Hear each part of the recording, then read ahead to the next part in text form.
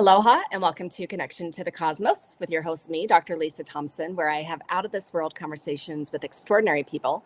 And today I am really excited to have on Tanys Coughlan, and we're going to bring her on in just a moment. But first, a couple of announcements. If you have not had the opportunity to grab my free 20-minute meditative journey to meet your galactic family and guides, make sure you do that on my website, Dr. Lisa J. Thompson or mysticmanta.com. Also, I'm going to be teaching my Galactic Ascension Channel Certification Program online February 22nd and 23rd. So if you're in the healing field and you want to add to your modalities or enhance what you do, then this is for you. I'm also leading my next galactic retreat here on the Big Island of Hawaii, April 30th to May 4th. So this is a deep dive connection with all things galactic. And information for both of those are on my website again at drlisajthompson.com or mysticmanta.com. And then finally, if you're coming to Hawaii anytime during the year, specifically to the Big Island of Hawaii, Kona side, then come on one of my Big Island UFO tours where you will see the night sky in a whole new way using the Advanced Generation 3 military night vision goggles. Okay, so without further ado, we're going to bring Tanys onto the stage. Hello, Tanys. Hi, Lisa. Thank you so much for having me. Yeah, I'm so happy to have you. And let me introduce you to our audience so they can understand why I'm so excited to have you here. My fellow soul sister Starseed. Yes.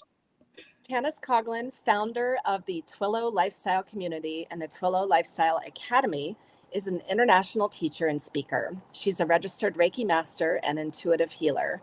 She received her Celtic Shamanic High Priestess and Crystal Master certification a few years ago and is following her life purpose. She was a finalist in the Business Women of the Year Awards with the Women's Business Network 2022. The Twillow Lifestyle Community was named the Best Holistic Alternative Wellness and Spiritual Health Enterprise 2022 for Eastern Ontario with Corporate Vision magazine. Twillow Lifestyle Community has made the Best in Ottawa list for the last 2 years. She is a Galactic Ambassador with the Alliance for Extraterrestrial Diplomatic Contact. Tanys uses her channeling and intuitive abilities to help people understand themselves and others. She works with those who are looking to create more meaning in their lives. She helps them transform and evolve on their healing journey to self-discovery through energy healing, spiritual practices, mentoring, and teaching. She helps others to find a more meaningful, healthy, and balanced lifestyle by gaining a sense of well-being and understanding of emotions and energy. She helps people connect to their higher purpose and explore their spiritual gifts. And she will help you focus on the self-discovery journey, forgiveness, shadow work, and grief in order to release the pent-up energy that is holding you stuck. So, wow, that's quite a mouthful. And It is. we're very, very simpatico in the work that we do. And so before we get into how you got all the work that you actually do and being a Galactic Ambassador, I would love for you to share with me and the audience kind of your background, how you grew up, spiritual, religious, something else, so we can understand the journey and how you got on this healing path and being a Galactic Ambassador. Okay. Growing up, my parents were not religious, really. I mean, it's not like I didn't go to church, but it certainly was not a regular thing for us. My granny lived with us when I was young, really young, and I would go to church with her the odd time kind of thing. So that wasn't really what prompted me. It's very much more like past life stuff, I would say. And then, but I've always had claircognizance and clairvoyance and clairsentience, all those things. I cut them off when I was younger. Okay. Was there something that made you cut them off? Yes, a few different things. Okay. I had some energies and stuff when I was little in my room. When I was 4, that wasn't pleasant. And so I cut all that. I blocked it all off. And then when I was 16, of course, when you're 16, you think you're invincible. And so you do whatever because you think it's cool. Yeah. Did a seance and it worked and freaked us all out. And so I was like, I'm not going near that again. So I was very not into this until, midlife. And I went through 2 burnouts. I had been diagnosed with fibromyalgia when I was 21. I was working in home health care. And so I had been diagnosed with fibromyalgia at that time, and after an injury. And it turns out that there's a high propensity for people with fibromyalgia to actually be very clairsentient. That's what I've seen recently. So I didn't know that at the time when I was diagnosed, but that's definitely come forward. And you think, if I'm doing home health care with people, like, I'm feeling all their stuff. Yeah. And so it totally makes sense to me now, but I had no idea what was going on. So fast forward, ended up in management, had 2 burnouts in management and healthcare, and decided, okay, that's enough of that. So what are we going to do? And I had just finished doing my Reiki. So during one of my first burnout, I had been looking for something to help, right? Because you can tell you're kind of not doing well. And I went for my first Reiki session, and I had never felt so good. I was like, oh my goodness, it's amazing. I need to learn how to do this. And so I always joke that Reiki is kind of like my gateway drug to stuff, right? It sort of started me in. It gives you that framework. It starts to open you up and all of that stuff. And so, yeah, that's how I got into it. It was like from my own personal stuff that I had to heal, which, as healers, that's usually what we do, right? Yeah, exactly. I mean, that's how I got into it too. I was healing myself, and then like, oh, okay, I can do this. Exactly. Yeah. And I'm a medium and stuff. So when as I was going down the path with the Reiki, all of a sudden I start seeing the dead, and I'm like, all right, what is this? And I'm doing Reiki on a client, it was a friend, early in the journey. I think it was a level 2. And he gets on the table, and I'm like, oh, why is my shoulder so sore? Yes, I have fibro, but it was fine, right? Why am I so sore? And then he gets up and he's like, oh, my shoulder's so much better. I'm like, And mine disappeared, of course, once he left. And that's how I realized that I was a physical empath or clairsentient, because I was like, every time he would come. And so after the 3rd time, I called my Reiki master, Susan. What is this? She's like, oh dear, it's okay. You're a physical empath. Just protect yourself. I'm like, okay, let's go. Let's do this.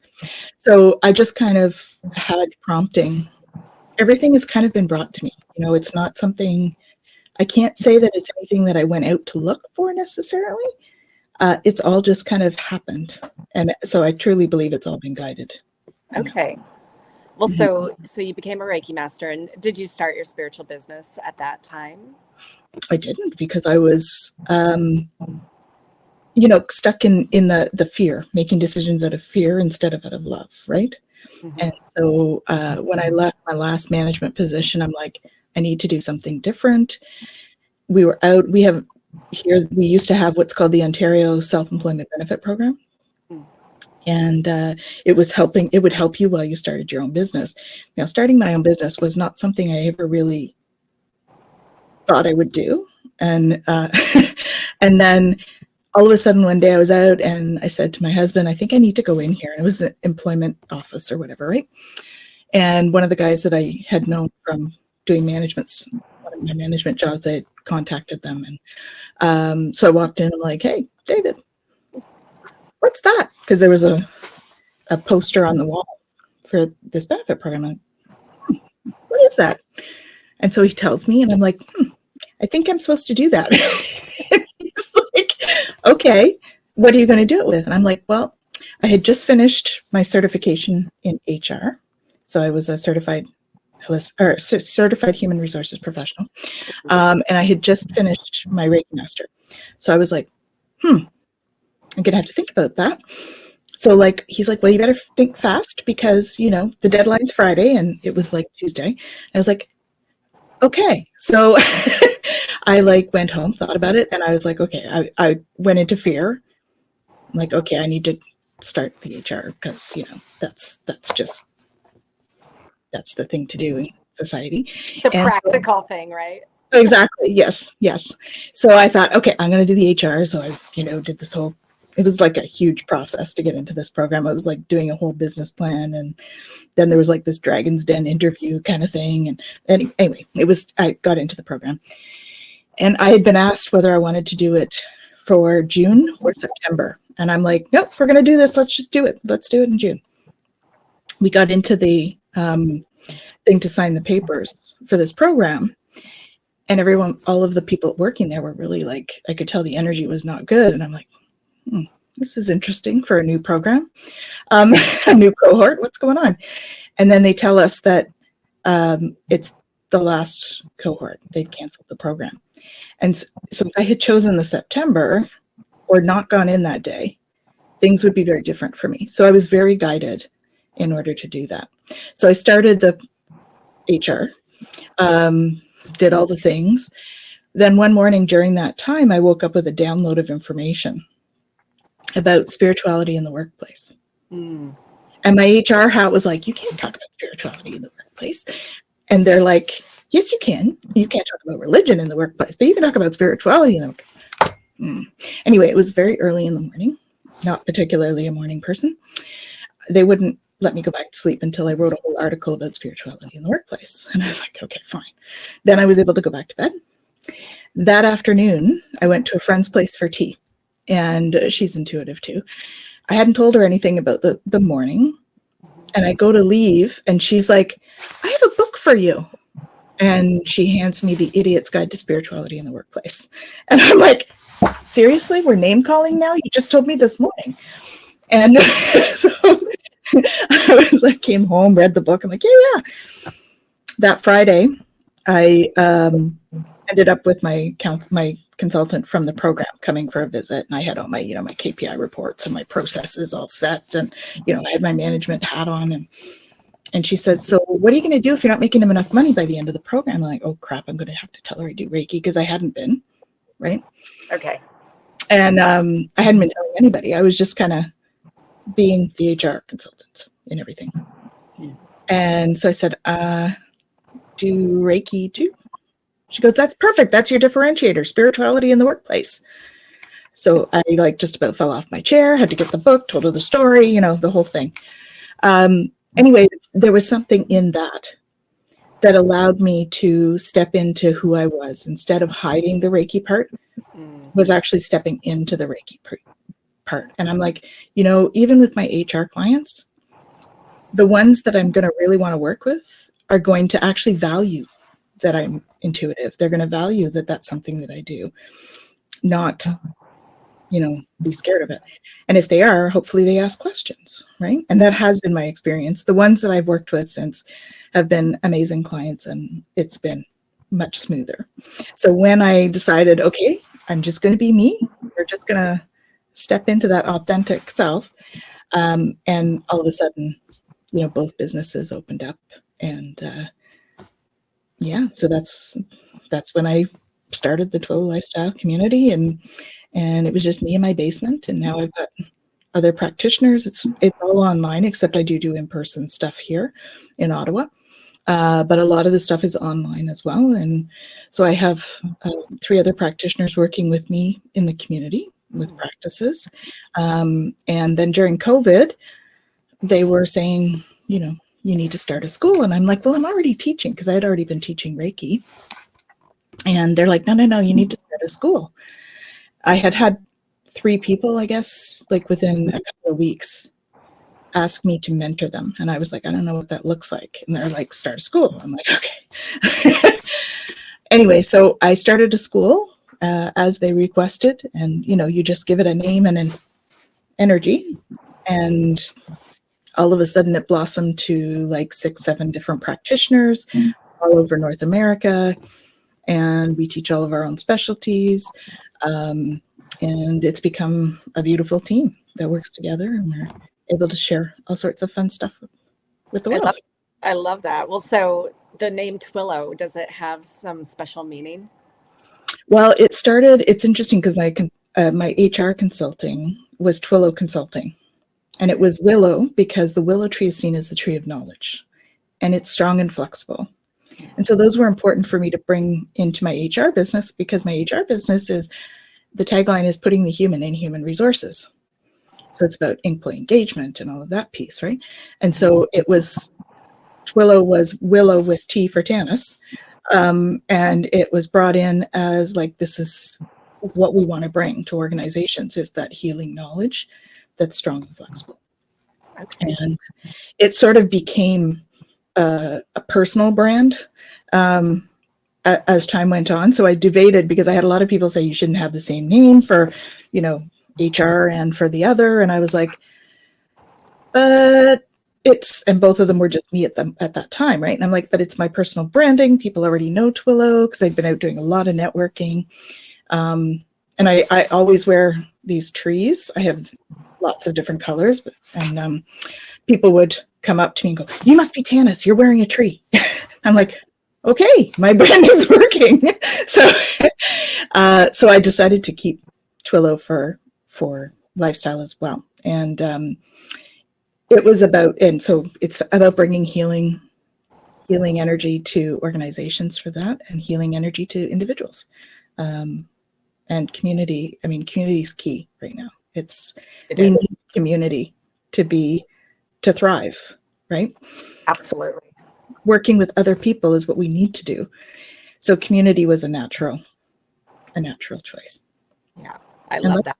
We want to make it a lifestyle. Let's make it a lifestyle to have, you know, flexibility and healing and be authentic and be us. Yeah.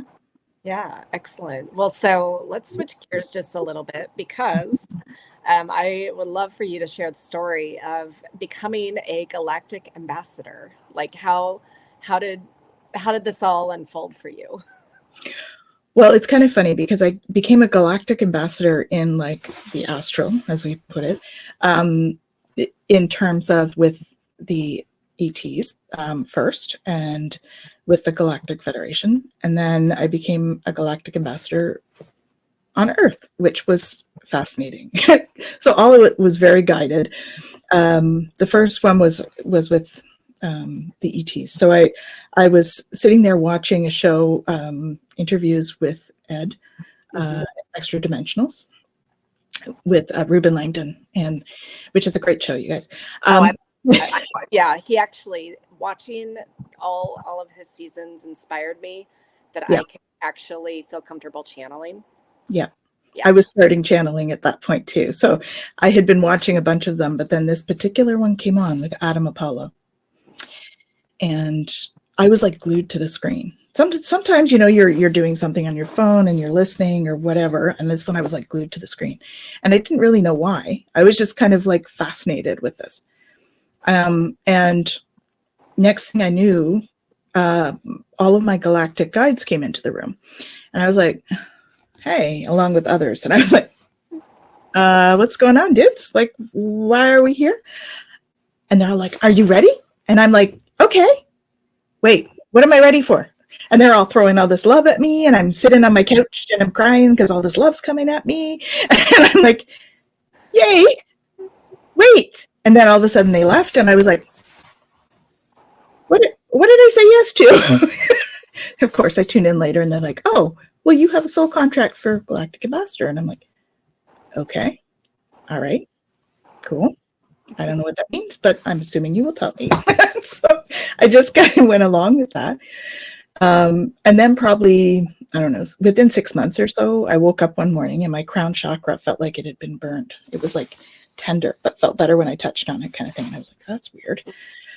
And I went and I had a client that day. It was a friend of mine, thankfully.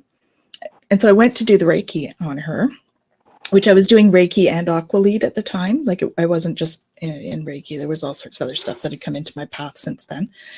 But I was doing Reiki or energy healing on her, and my hands felt different. So when I do Reiki, my hands feel all warm. They get all hot.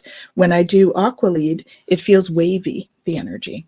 And this wasn't. It was like almost not a tingle, but a movement like a tingle would be. So it wasn't like painful or anything, but it was kinetic feeling.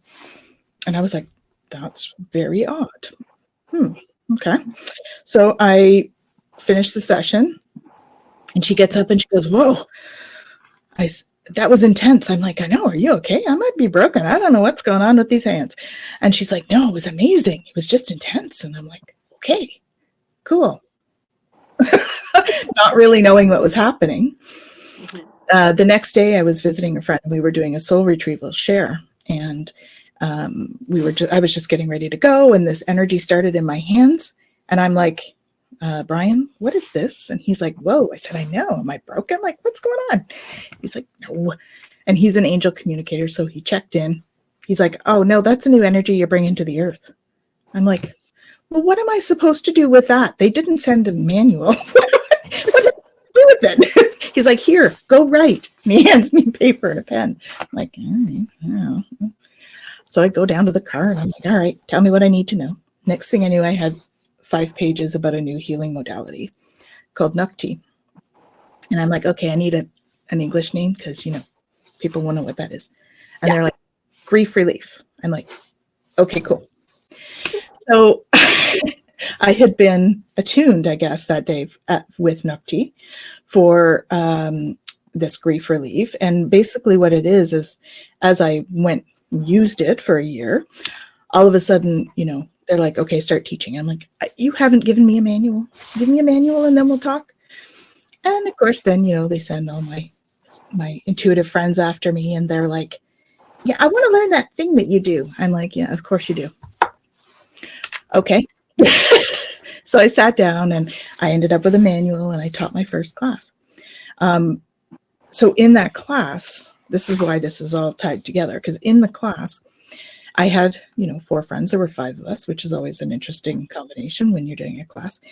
And one of my best friends, Jen, was in the class, and we stopped to take a break. I was getting ready to do the attunements, and she says to me, "Just a second, because they want you to do this mudra. They've been giving it to me at the beginning of class, and I wasn't supposed to show you, and now I have to." And I'm like, "All right." So, I'm game. I'll do it.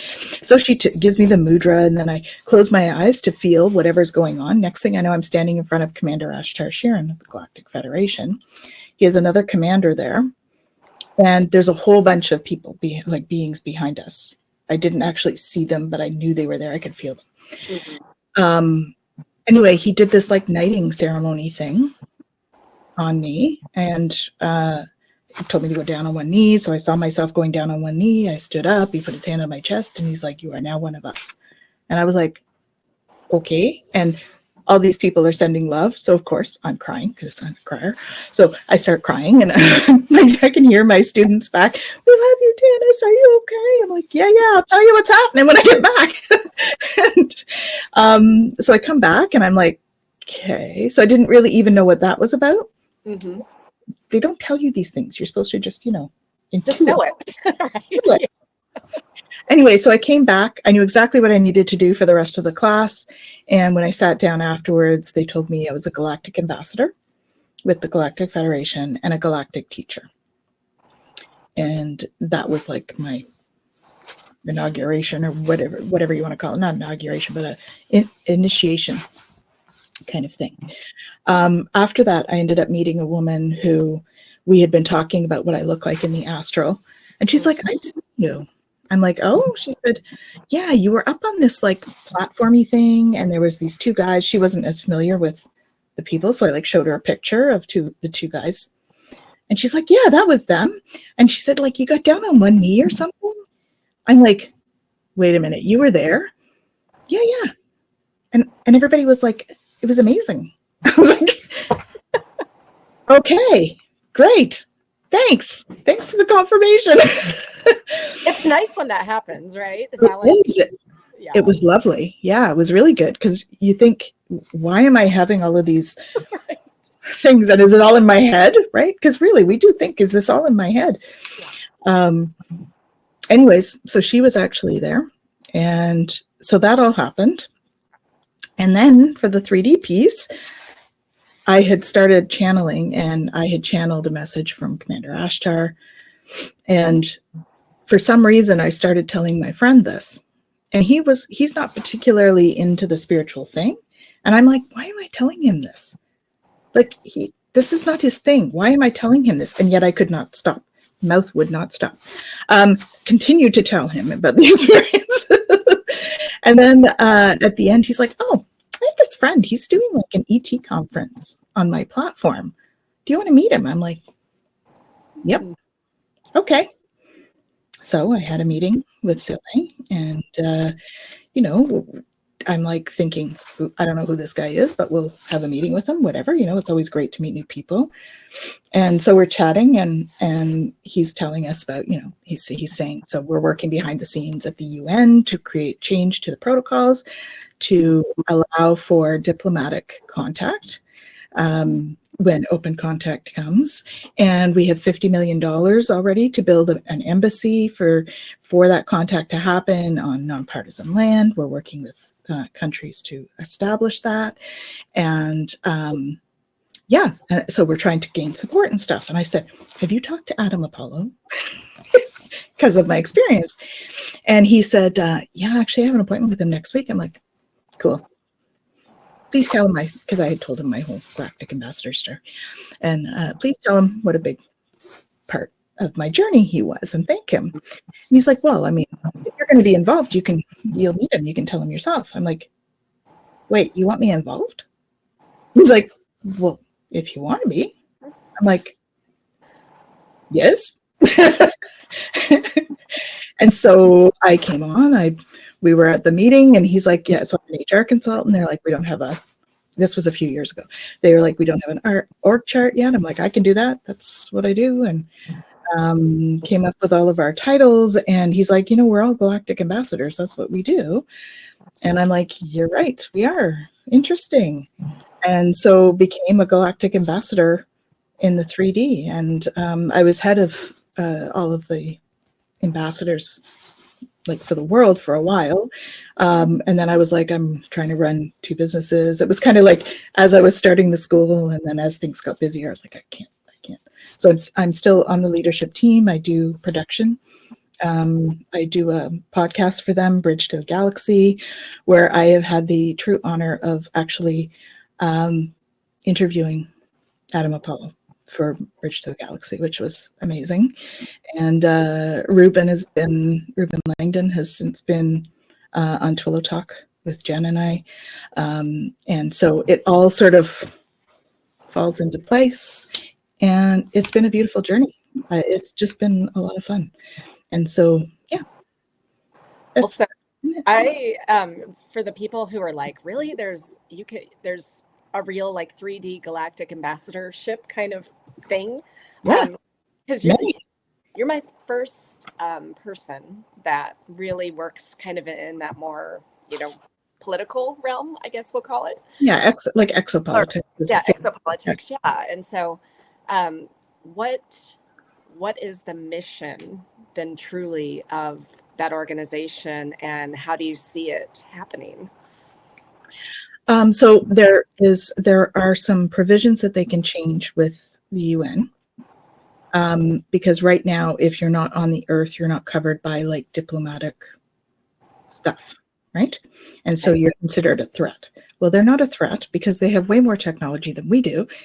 If they were a threat, we wouldn't be here. Right. So they're not here because we're not loving enough on each other, and we're not proving our ability to embrace differences, really. Yeah.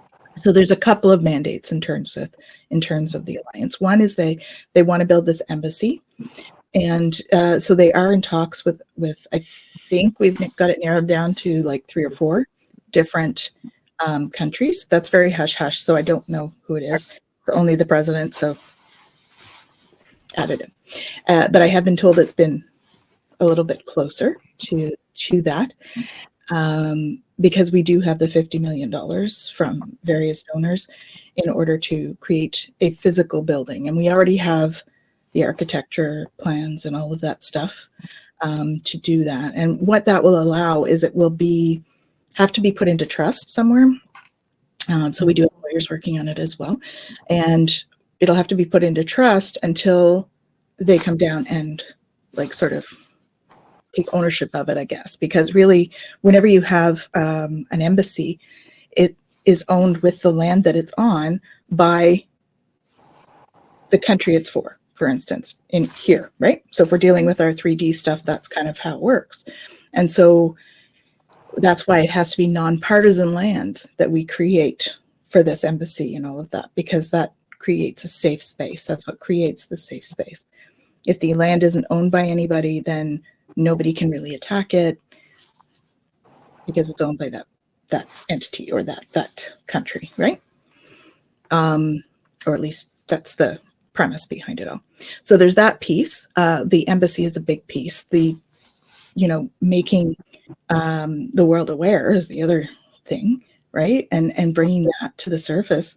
And love, universal love, that is the big thing. So there's like we have an annual conference every year. And one of the mandates is always, or like there's 3 sort of pillars that we talk about at the conference. And one is the exopolitics perspective, and that will include, I'm sure, some of the talks from the US and stuff this year, but there's talks in other countries as well. So, this year we've got speakers from all over, and you and I are speaking there. We are. Actually, when this airs, it will have already happened. Okay, that's why I wasn't sure. So hopefully you can catch the rerun, you guys. Well, if you're on my email list, then you would have gotten the email to sign up for this amazing conference. It's going to be quite amazing. But we do it every year too. So, and every year is very similar. We have different themes, but one pillar is about exopolitics. So talking about disclosure and all of that kind of thing. Exopolitics is different from disclosure. Exopolitics. The next one, because that's about them, the actual political arena. And then the next one is like experiencers and really that sort of the experiencer interactions. We'll say that. And then the other one is about love, right? How can we bring more love to the earth? Because the faster we bring love to the earth, the more experiences we're going to have, and the more we're going to be able to implement the other plans, right? Because really that's what they're waiting for. I mean, I don't think I'm alone in terms of the messages that I get regards to that. Mm-hmm. So do you want to go into more detail about the messages that you get? Okay. I'm sure they're similar to yours. They're coming. They're going to come down, they're really waiting for our readiness. Mm-hmm. We've made leaps and bounds though recently. So I think they've moved the timeline up a fair bit. So I think, there's a lot of channelers are saying, 2026, 2027. And I have to say, I'm not sure that I disagree with that. I think that certainly feels like the plan. I haven't been given an exact year, but 2007, maybe I was given 2007, because I'm not really sure where I'm getting that from. So that might be a claircognizance thing. In around 2007 is where I think we'll start to see a little bit more direct overt contact. I mean, we all know there's stuff happening, right? Yeah. It's about the direct overt kind of contact. Yeah. Because I mean, from my experience, I'm seeing them like all the time, right? And exactly. A lot of us are having those personal experiences. Mm-hmm. But what I think you're referring to is like mass open contact, with the public. Right. In a big way.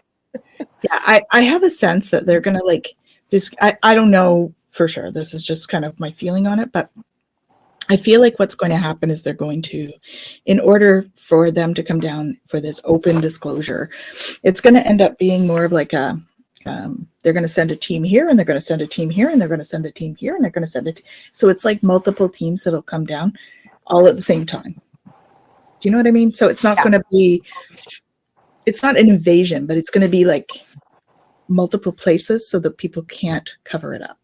Okay. Yep. Now, what I mean? Do you have any information about which groups, or is it going to be like the mixed race federations that are doing this, or is it a specific race? So my understanding is that it'll be the federation, but there are certain races that are working closer with us. So it's funny because last year with the Alliance, they were saying, so why don't you put in a word and ask them to come down and be on screen? I'm like, I don't know if they'll do that, but I'll do it. So I said, sure, why don't you guys come down? You can even use my computer. And of course they laughed, but they don't need my computer. But, you know, and then when I just forgot about it and didn't think anything of it. One day I was watching TV. They're like, go meditate. And I'm like, okay, so go meditate. And they're like, I find myself in a room in the astral, so to speak.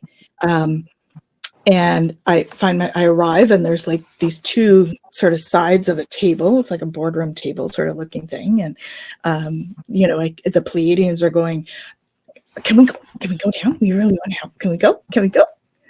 And the Arcturian's like, we have a process for this. We need to follow the process. and the Pleiadians look at me, are you guys ready? Are you ready? And I'm like, well, I'm ready, guys, but I don't know about the rest of the world. And they're like, okay. I said, you need to ask the other ambassadors too. Okay. And the next thing I knew, I was back in my basement again.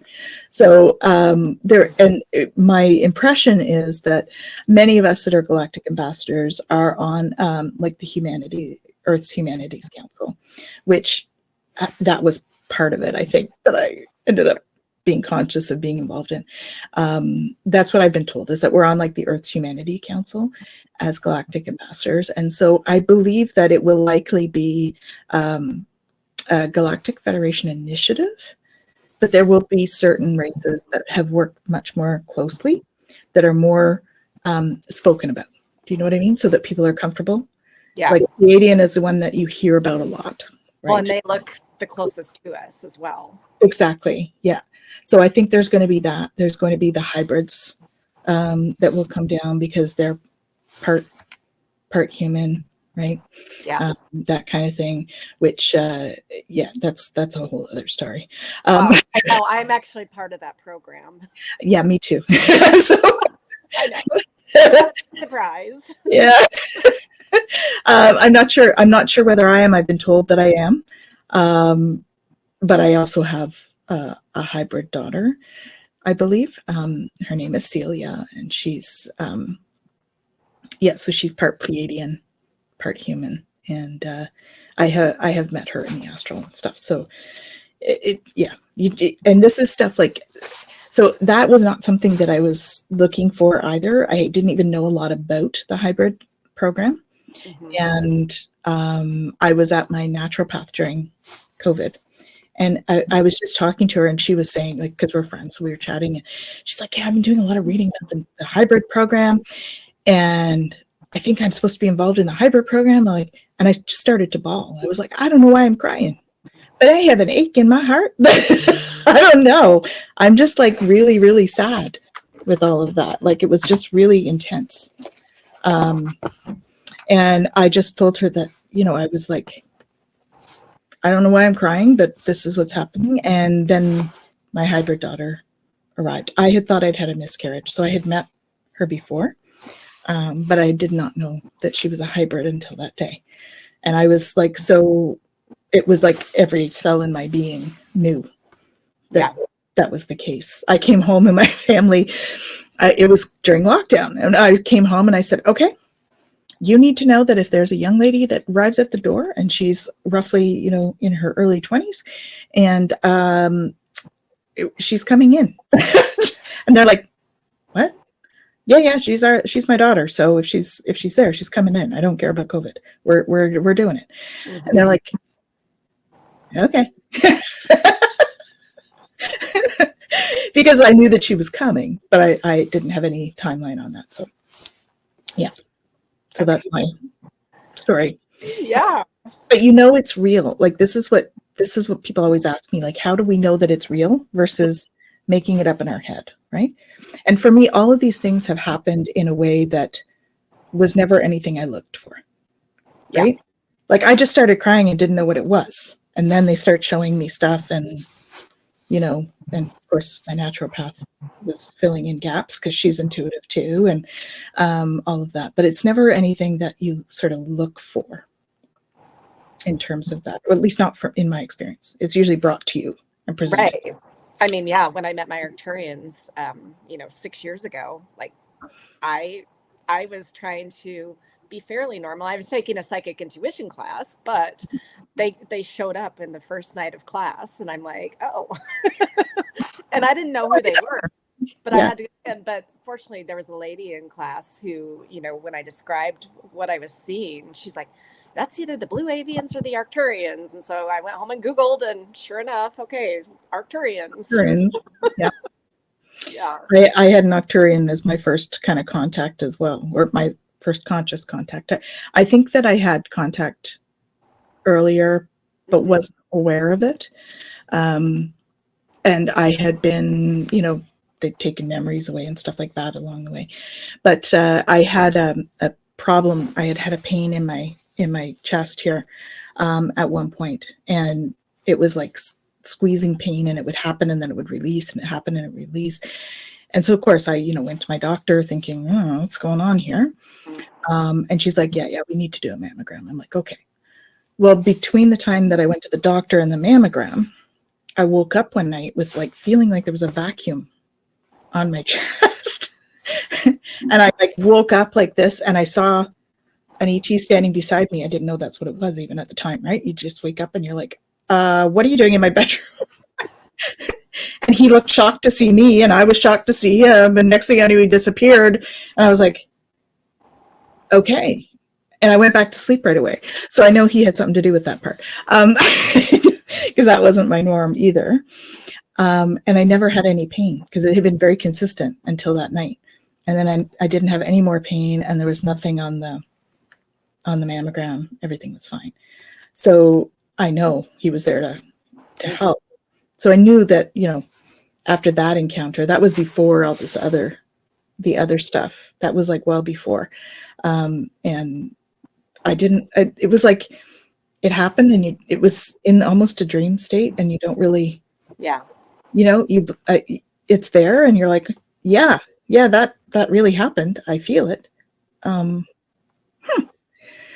But the one that was, I think one of the ones that they've been even more like, there's sort of stages of physicality when they come to see you, right? There's times when you really see them there, and there's times when it's, in your third eye, like you're experiencing it that way. Mm-hmm.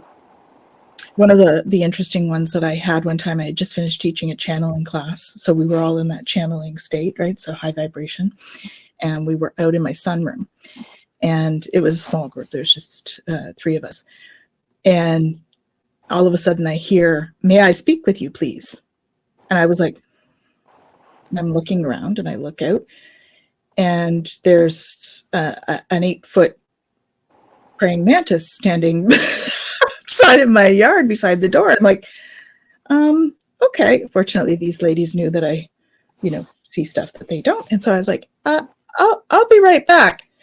Archangel Michael. Because I hadn't experienced a mantis being before, and so I was like, Michael, yeah, is it okay? Is it safe?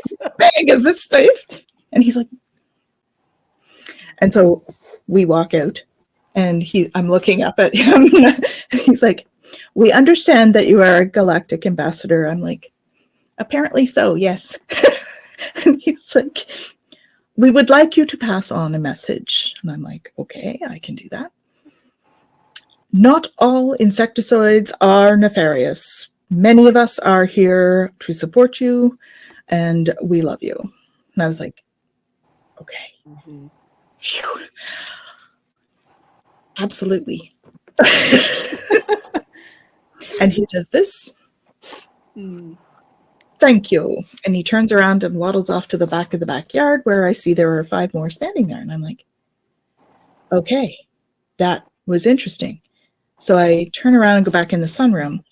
And of the 2 ladies, one of them can see energy, but not really detail with it. So I said, do you see anything back there? Because, I just want to make sure that this is like I want to validate, right? And she's like, well, I don't see detail, but I do see like 6 blobs of energy. I'm like, Yeah. okay, thank you. I love it. Well, the Mantis are one of my favorite groups to work with. Yes. They're super intelligent. They're amazing. Yeah. Well, Yeah. so what has been, I guess, the biggest transformation and being awakened to being a Galactic Ambassador and really having these interactions? Well, they've been guides for me for all of my healing journey too. I have 2 Pleiadians that I work with, Meek and Oni. And when I first started channeling, Oni played like a go-between. Because I have a channeling contract, or I did. I guess it's still in effect. I don't know. I channel a bunch of them now, but I originally was told I had a channeling contract with Archangel Azrael, and because he's the death, I didn't know when I started that I was going to get this Nukti, which is that healing modality for grief and trauma, and I was seeing the dead, so it was kind of like, okay, I guess it's because I'm a medium and all of that stuff, and anyway, so I had a channeling contract with him, but of course they're very high vibration. And when I had first started doing channeling, it was difficult to do that high vibration. Well, it was my block, really. It wasn't. It's so much energy, right? Like you really have to get the body ready for that. Exactly. And I was fearful. And so I was, in that, it's so hard to give up control of the body to allow this. And because I'm full trance channel, as I think you are as well, right? Yeah. And so as you do this, like, so Oni he's the in-between. It turned out that he's part of my monad, which is like your spiritual grandparents, your spiritual ancestors. And so, when I found that out, it was like, oh, okay, so he's like that in between to get me to be able to be comfortable with the higher energies and stuff. So he helped me to channel higher vibrational beings until I was ready to do it on my own and that kind of thing. So he played a role in that part of my stuff. He was also involved in my healings, and my Arcturian guide Ragus helps me with all of my etheric surgery stuff that I do and all of that. So they've been very involved in my whole journey, really. Yeah. As guides. I think that the only difference with being the ambassador was really that I think I'm more conscious of being involved in the Federation than I was before. And I probably get more direct messaging than I was before. Like I've been more active, I would say, on councils, let's say that, into like the Earth's Humanities Council, being more aware of that. But it's more about having those sort of personal relationships, like with Oni and Ragus and Meek and, Commander Radon, who's one of the commanders in the Galactic Federation and stuff like that. So it's more about sort of having those relationships with people. And, I do have the Mantis being, and I have another one that's a Procyon who I don't see all that often because they're super high. They're like 23rd dimension or something like that. But he's there, like you can sort of feel him there. And so I don't know. Does that answer your question? It's like they've just been sort of integrated in all of it. Like it's all just the same thing for me in terms of all of that spiritual stuff. Okay. Well, no, I love it. And yeah, when we first met, we felt like we knew each other. Yeah. So we're definitely in those other realms working together. Exactly. I mean, and for your viewers, I mean, we don't always do all of this work in a conscious way. We have a knowing about it. So we do a whole lot more, I think, than what we're actually consciously aware of. That's my understanding. Yeah, mine too. And I'm a warrior in that side of things too. I mean, that's separate, I think, from, well, maybe it's all combined. I don't know. Anyway, I do that at night as well. So I think I split my duties from all of that stuff and do some of that warrior work as well. Whether it's with the Galactic Federation. I don't think it is. I think that's a side gig. I think the Galactic Federation stuff is kind of like the day job, and we do a lot of diplomatic stuff. I feel like that's becoming more and more common in what I do. So I do feel that sort of build up in what's happening in terms of the whole scheme of everything that's going on. So, yeah. Well, so in our just last little bit of time here, what else would you like the audience to know about the work you do and how to find you? Yeah, so I mean, you can find me at twillowlifestyle.ca, and that can link you to, we have a membership page that you can join. It's free right now, and we're building community. We have the school that's all built in there. There's a events page that has school and all that stuff. I have some programs that are running regularly. I have a Celtic Shamanic High Priestess program. So what that is very much like the shamanic practices, those kinds of things, but also it's from a Celtic background. So it's much like, it really sort of touches on like pagan Wiccan practices, all of the light witch guys. And so that's that program, the Celtic Shamanic program, and that has an intake in December every year on the 20th. I've just started a Galactic Shaman program, which is going to be a lot of fun. They're pushing me into doing that. Jennifer and I, who I do Twillow Talk with, we've just started Peacekeepers of the Light. So that's a 2-year program. Not sure if we'll have a second intake next year. We're still, it's first time for that program. We've just launched those 2, so we're working through that. Yeah, and we do Twillow Talk every Monday at 5 p.m., which you'll be joining us. I'm super excited for that. I can't wait for that. And I do the Bridge to the Galaxy for the Alliance. That's like, it's once a month. That depends on when people are free. So I do that. It's not set date. I'm also involved with Beyond Being Human, which is a network by Michael David, who is in Australia. And I do podcasts for them called Explorations. Yeah, and I do another one with Conversations with Therapists with a group from the UK. You're a busy lady. You have a lot going on. Yeah, I run 3 businesses and, work with the Alliance and the Galactic Federation. And yeah, it's a busy lifestyle, but when you're doing what you love, I thank the guides every day. I'm super grateful to be able to do the work that I do, and the light bulb moments that you get with the clients, or the healing moments when your clients have this huge light bulb go on, and that's what we live for, is really to make a difference and be of service, right? And so really that's where my heart is. It's always about people. It comes down to people. Well, beautiful. Well, thank you so much for being here with me. Thank you for all the beautiful work that you are doing on your side of things, and all multidimensional sides. And it's been truly a pleasure to meet you, and I look forward to our continued working together in all the rounds. Absolutely. It's such an honor. I'm so excited to have met you as well, Lisa. So thank you so much for having me on. Yeah, and for those of you watching or listening, reach out to Tanys, follow her, go to her community, her school, all the things, and I will see you next time on Connection to the Cosmos. Aloha.